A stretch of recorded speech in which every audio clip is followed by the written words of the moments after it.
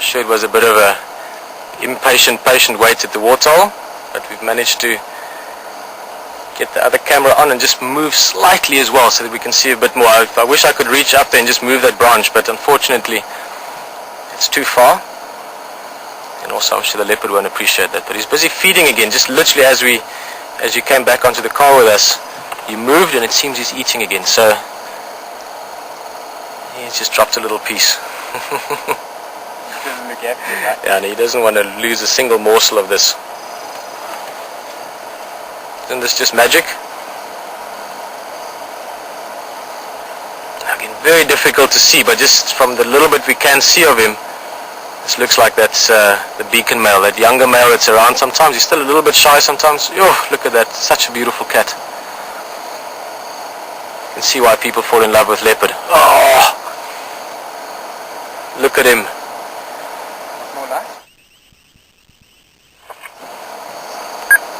In terms of the setting of this, it can't get much better. It's up in a classic place that people expect to see leopard, and it's one of the most beautiful trees to get out in the low veld here. It's a Jackalberry. You can see that coarse bark, lush green leaves. To give an idea of where he is, he's probably about 6 meters, 7 meters off the ground. It's about 20 odd feet, 23, 24 feet off the ground.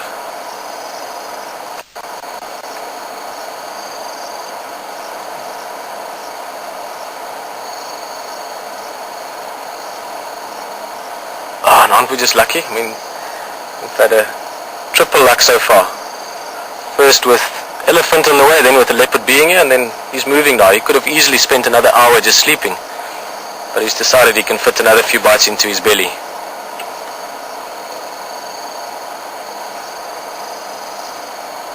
Such exciting animals. It's just seeing the leopard, my heart beats faster, and the adrenaline comes. There you can see definitely a male.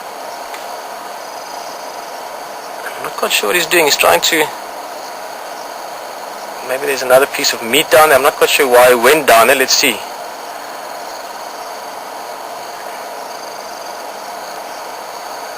Nice thick heavy tail. Look how he's using that for balance as well. You'll see every now and again the tail comes out. Leopards are very agile up in the trees, but I'm going to stop talking now. Let's just enjoy this.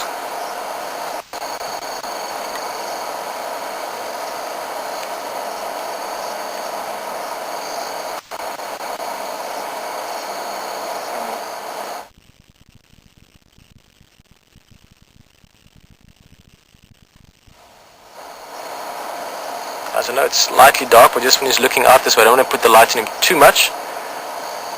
Let's just see what he does next.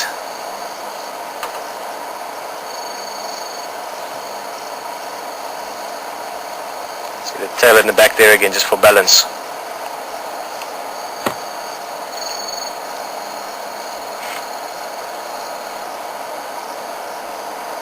And just while he's eating, he's actually busy. You can just see from the movement that he's making, he's busy licking meat, so maybe either off the bone. That's the one possibility. We might be busy trying to get some of the hair off the skull, but I think it's just licking the meat off. Now, leopard, the same as lion, very, very rough tongues. You can almost compare it to nail-like hairs on a tongue. It's difficult to explain it. If you ever get the opportunity to touch the tongue of a leopard or a lion, please do so. It's quite interesting. But they've got these rasper-like hair on the tongue, and they can literally the bone, and it's also how they drink when they lap up water, and that's what he's doing at the moment. Just going to try and move that again, trying to get everything he can off that carcass. Look at the tail. Yeah. Oh, there he is again. See, he's moving the carcass a bit.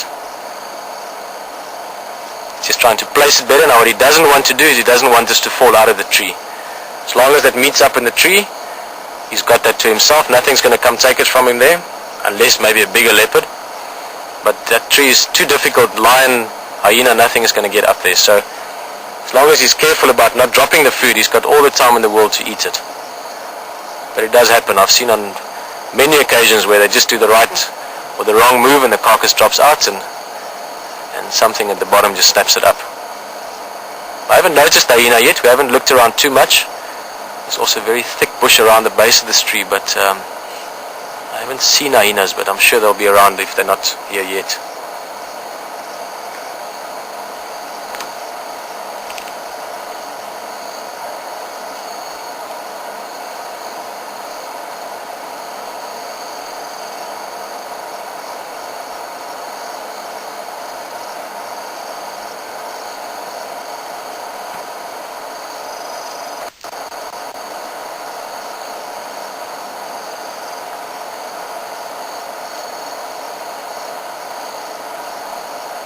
got infrared.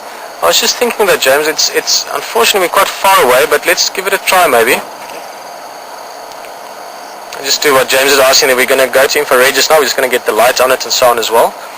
But typically we would be on infrared now, but it's just a little bit far away from us, and because of the terrain around us, to try and get closer would be unadvisable, I guess would be the right word, because we'll fall into this big ditch around this tree. So but we're going to just give it a try. Okay, I'm going to go. Okay, we're just going to swap over quickly. It'll be a split second of darkness and we'll be back on it.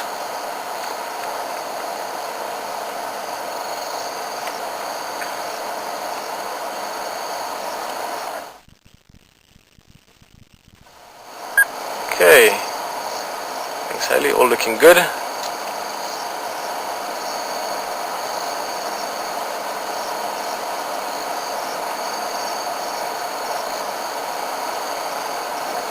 Okay, now we're just going to line the right lights up. There you go.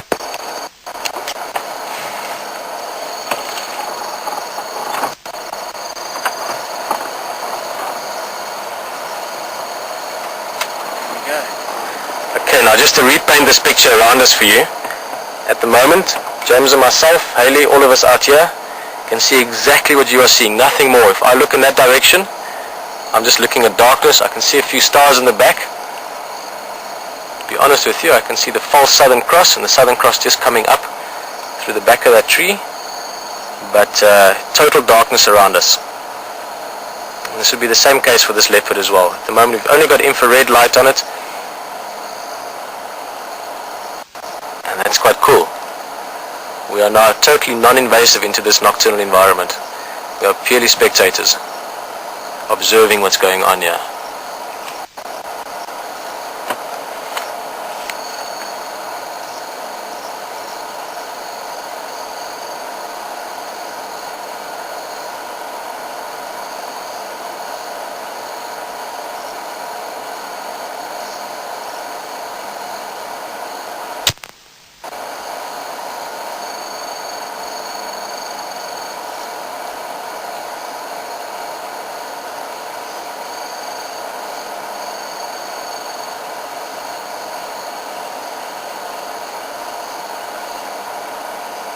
Can you feel that? Just when he moves a bit and you almost see his face, do you feel your heart jump a little bit? Every time. And that'll never stop. That's one of the things that make these animals so incredible, so enigmatic, is that they just have this energy about them, this mystery about them, that every time you can glimpse the face or maybe see the eyes, your heart literally skips. And it's not something that stops. It tends to just evolve. Years from now, you'll just appreciate it more every time you see one of these amazing animals.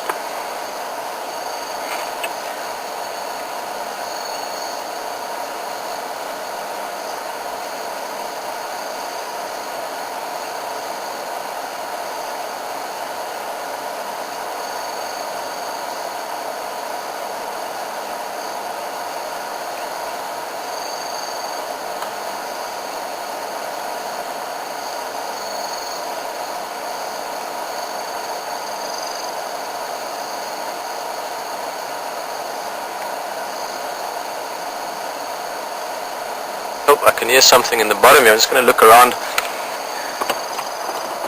a little bit. Just thought I heard some noise in the undergrowth. Must be an hyena that's just patiently waiting underneath here somewhere. Very thick. Can't see anything, but definitely heard something walking around.